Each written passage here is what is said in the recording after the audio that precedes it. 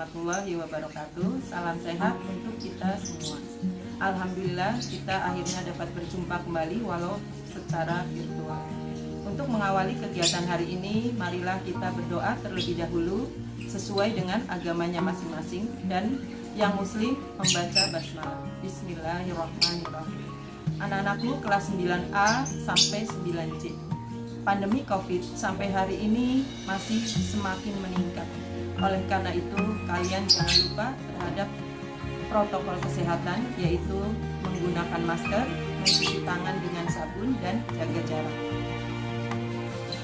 Anak-anakku, untuk kegiatan BDN hari ini kita masuk ke materi yang baru, yaitu tentang listrik statis.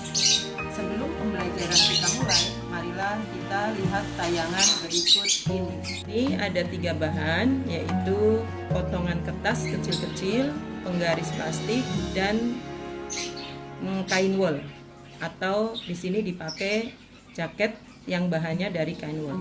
Tujuan kita adalah membuat penggaris ini menjadi bermuatan listrik statis. Bagaimana caranya? Yaitu dengan cara menggosokkan kain wol ke penggaris. Seperti ini caranya.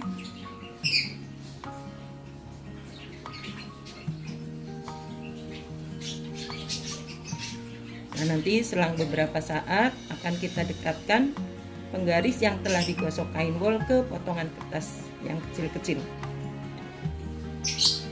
Nah, perhatikan apa yang terjadi dengan potongan kertas. Nah, ternyata potongan kertas berlari mendekati ke penggaris, ada yang nempel dan ada yang jatuh kembali. Nah, ini menandakan bahwa penggaris ini menjadi bermuatan listrik, yaitu listrik statis. Marilah kita mulai pelajaran hari ini dengan materi listrik statis.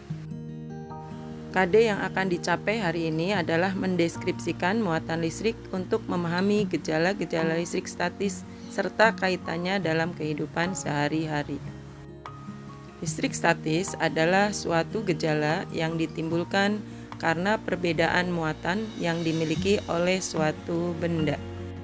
Contoh peristiwa listrik statis dalam kehidupan sehari-hari antara lain, potongan kertas dapat menempel pada penggaris yang telah digosok ke wol, rambut anak yang main prosotan dari bahan plastik akan berdiri, styrofoam yang kecil-kecil akan menempel pada kulit atau tangan kita.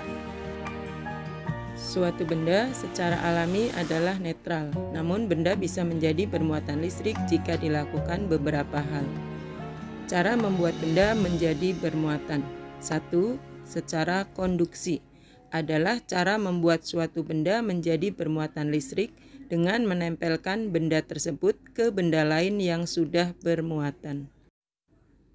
Cara yang kedua adalah induksi, yaitu cara membuat benda bermuatan listrik dengan mendekatkan benda tersebut ke benda lain yang sudah bermuatan.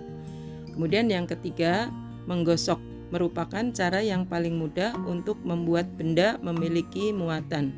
Setiap benda memiliki kemampuan untuk melepaskan elektron. Namun setiap benda kemampuannya berbeda-beda untuk melepas atau menangkap elektron. Perhatikan tabel cara pembuatan benda bermuatan listrik dengan menggosok. Bahan-bahan yang diperlukan yang pertama adalah kaca dan kain sutra. Proses yang terjadi, elektron dari kaca pindah ke kain sutra, sehingga hasilnya kaca bermuatan positif, kain sutra negatif. Yang kedua, mistar plastik dan kain wol. Proses yang terjadi, elektron dari kain wol pindah ke mistar plastik. Hasil yang diperoleh, kain wol bermuatan positif, mistar plastik negatif. Yang ketiga adalah bahannya mistar plastik dan rambut manusia. Proses yang terjadi, elektron dari rambut manusia pindah ke mistar plastik, sehingga hasilnya rambut manusia positif, mistar plastik negatif. Yang keempat, bahannya terbuat dari balon dan kain wol. Proses yang terjadi, elektron dari kain wol pindah ke balon dan hasilnya kain wol positif, balon negatif. Dan yang terakhir adalah ebonit dan kain wol. Proses yang terjadi, elektron dari ebonit pindah ke kain wol sehingga menghasilkan kain wol bermuatan positif dan ebonit bermuatan negatif. Perhatikan contoh soal berikut. Yang pertama adalah plastik yang digosok dengan kain wol akan bermuatan negatif. Pernyataan di bawah ini yang benar adalah titik-titik.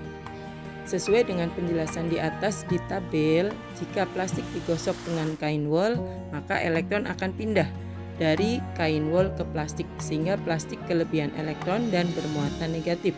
Kain wol kekurangan elektron, maka bermuatan positif.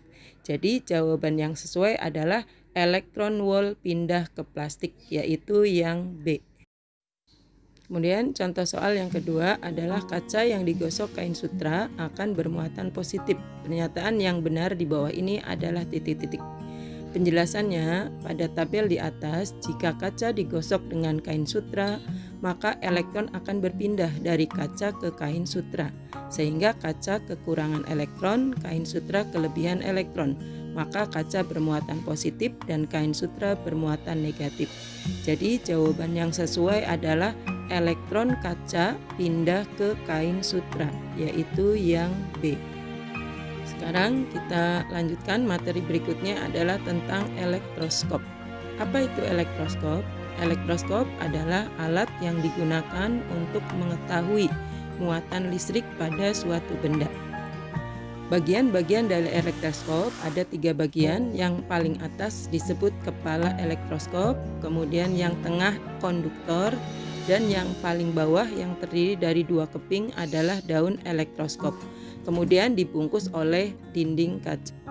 Sekarang kita lanjutkan bagian-bagian elektroskop dan fungsi dari masing-masing bagian. Yang A adalah kepala elektroskop atau yang paling atas tadi di gambar sebelumnya. Ini sebagai tempat benda diletakkan. Yang kedua, bagian yang tengah atau disebut konduktor itu sebagai penghubung antara kepala elektroskop dan daun elektroskop atau penghantar. Dan yang C yang paling bawah yang terdiri dari 2 keping adalah daun akan menguncup pada muatan netral. Apabila kepala mendapat muatan, daun akan membuka. Perhatikan gambar elektroskop. Ini merupakan gambar prinsip kerja elektroskop. Gambar yang A adalah elektroskop netral saat belum digunakan untuk mendeteksi benda. Gambar yang B itu adalah gambar elektroskop apabila didekati dengan sisir bermuatan negatif, maka di kepala akan bermuatan positif dan muatan negatif akan lari menjauh di 2 keping daun sehingga posisi daun tolak-menolak akan membuka. Kemudian gambar yang C adalah elektroskop yang didekati dengan batang kaca bermuatan positif. Maka muatan negatif akan bergerak mendekati, berkumpul di kepala, dan muatan positif akan menolak menjauh berada di 2 keping daun dan 2 keping daun tolak menolak sehingga membuka. Nah, selesai sudah materi hari ini. Silahkan kalian kerjakan soal latihan. Ada 3 soal, kalian kerjakan di kolom tugas Google Classroom. Nah, materi BDR hari ini tentang listrik statis sudah kita selesaikan.